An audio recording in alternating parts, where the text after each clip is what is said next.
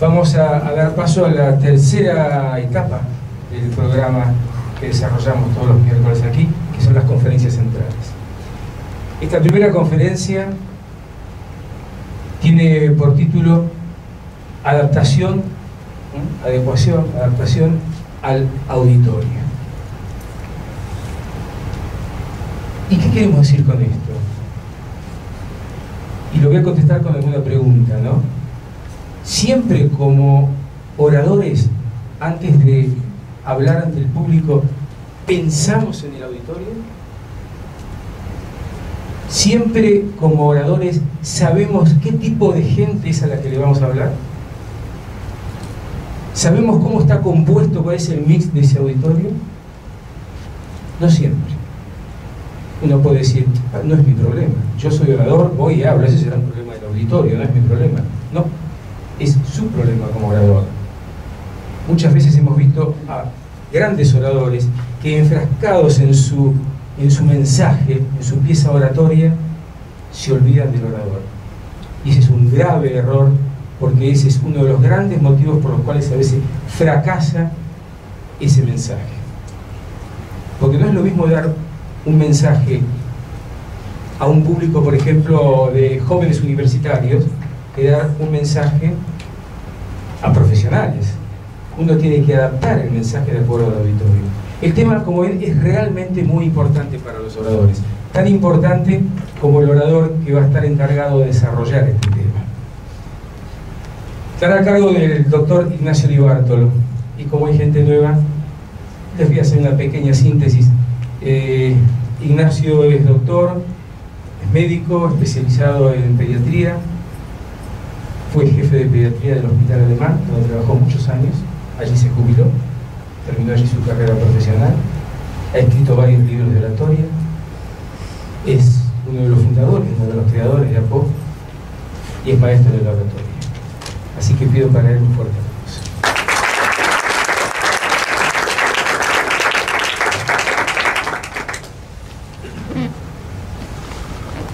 Hola, viejo conocido. Me ven el saco, es bastante nuevo, está bastante bien, me lo saco, me indicador. Cuando empiezo a hablar siempre termino todo transpirado, porque me lo tomo a pecho, tengo muchísimo entusiasmo en lo que hago, y especialmente tengo entusiasmo en este tema tan particular que ha sido olvidado por todos nosotros. Es verdad, mea culpa, Norberto, Carlos, Di Bartolo, yo también.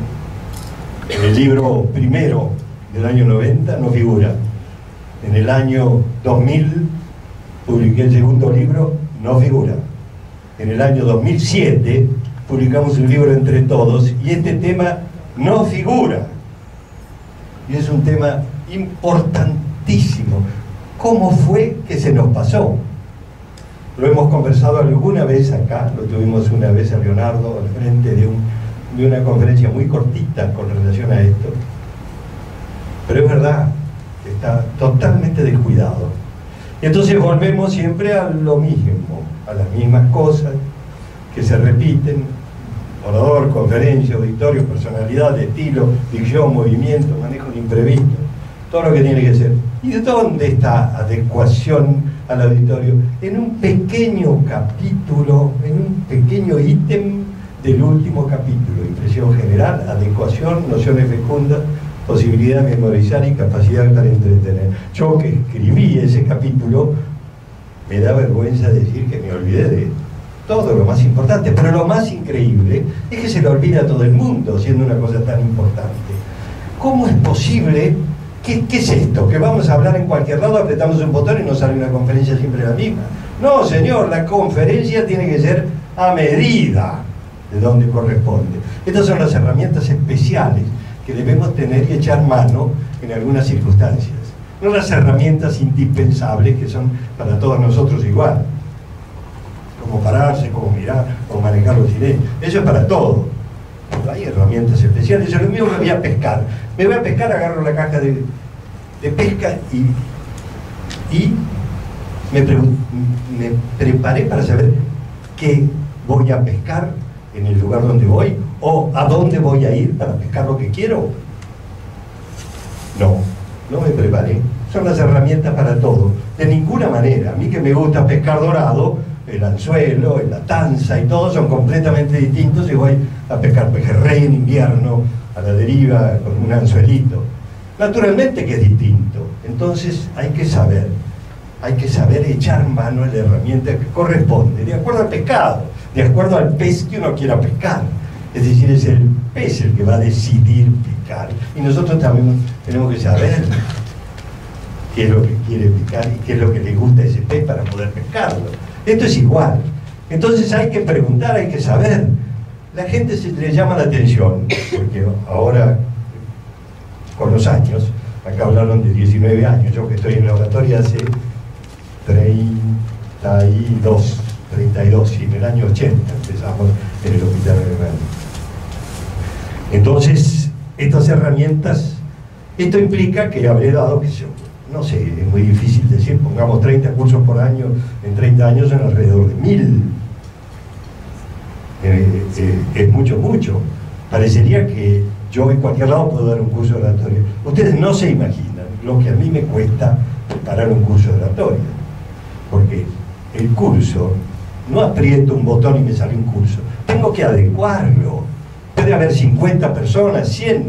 ¿Qué es lo que les interesa? Pueden ser políticos, pueden ser religiosos, como nos han llamado del seminario rabínico y de los protestantes, la iglesia evangélica del centro. Son distintos al curso que di en IPA, donde hay ingenieros industriales de primer nivel, o a los madrijín del seminario rabínico que tienen 16 años. Es el mismo curso, aprieto el botón y me sale, no me sale, o si me sale, no le sirve. Yo fui el que se equivocó muchas veces. Di un curso de oratoria para enfermeras sin darme cuenta que la enfermera habitualmente no tiene que hablar en público a menos que sea docente, tiene que hablar con el paciente y con la familia. La oratoria es otra cosa, es distinto. Entonces hay que usar las herramientas correspondientes para cada caso y hacer la investigación. ¿Cómo se hace la investigación? Se hace así. Miren, se hace teniendo en cuenta lo que se llama las 5 W y las 2 H's. 7 preguntas imprescindibles, 5 W y 2 H's, en toda circunstancia que lleve una investigación policial o periodística. Se utilizan las 5 W, eso lo reconocen, quien sabe lo sabe. Las 5 W son why, who, what, when, where, y son las 5. Y no sé, yo le agregué how y how many, porque también tengo que saberlo, es decir, que tengo que saber no solamente cuál es el objetivo, ¿quién me lo tiene que decir? Y con toda seguridad la persona que me invita a hablar. Si me llama Pablo Alcárce para que dé una conferencia a través de su empresa y le pregunto, decime o dígame, Pablo, ¿quién me va a escuchar? Un abogado, me dijo. Un abogado me iba a escuchar nada más. Es la misma conferencia que doy en el aula magna del IPA. No, es totalmente distinta.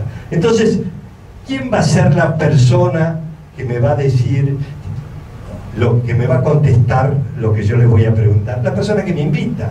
Entonces, inmediatamente que me preguntan, que me invitan, yo pregunto, ¿cuál es el objetivo? ¿Qué es lo que esperan? Why? ¿Qué es lo que esperan de mí?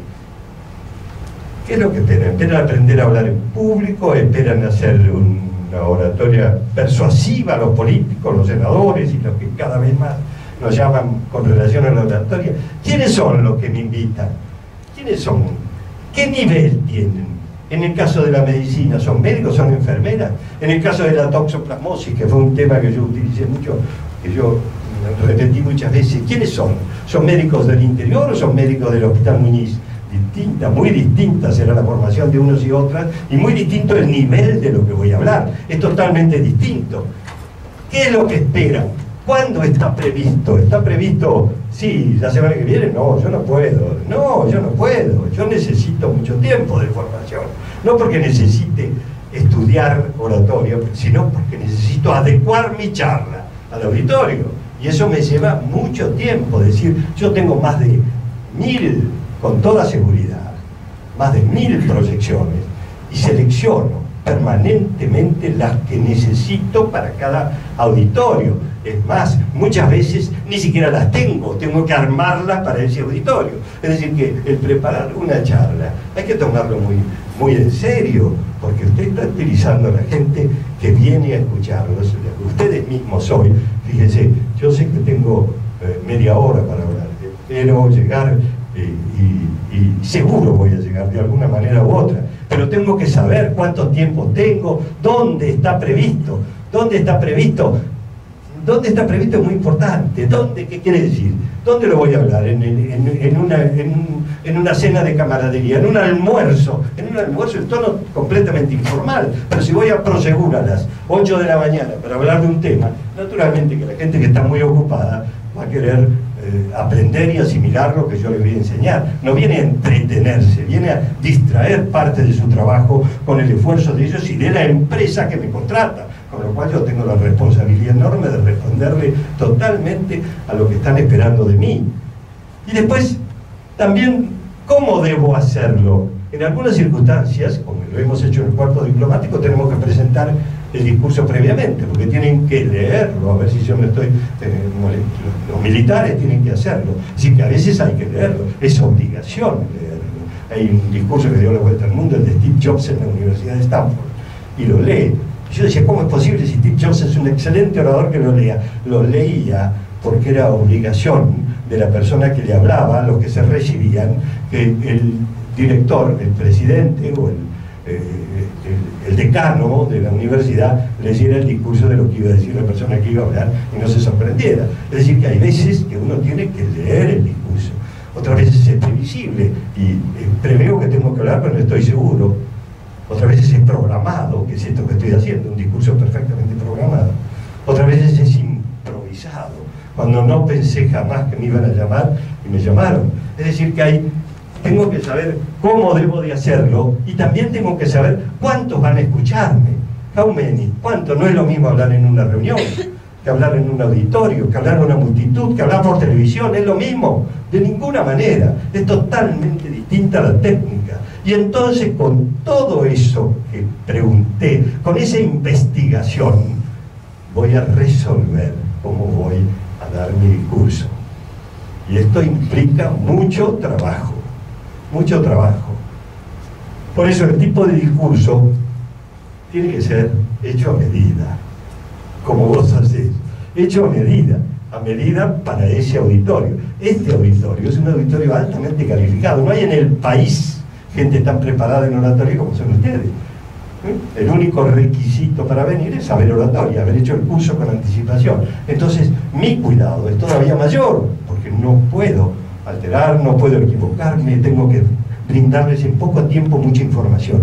Hablando de eso, les pido por favor, y te pido a Alicia que lo acompañe, me gustaría que me acompañaran. El tema es muy difícil para desarrollarlo en poco tiempo, necesito que me acompañen, y para eso hice unas fotocopias que creo que cada uno tiene que tener en la mano en este momento, y si no la tienen, por favor, pídansela. Ahí viene Inés Hugo Ledesma, pero ténganlas en la mano. Contrariamente a lo habitual, el que no le gusta que lean nada, el tema es tan complejo para recordarlo y retenerlo, que les pido que me sigan en lo que ustedes van a tener en la mano, donde van a ir viendo cómo son las características de la adecuación al auditorio. ¿Lo tenemos también? Sí. Entonces, ahí lo van a tener. Empecemos con el tipo de discurso.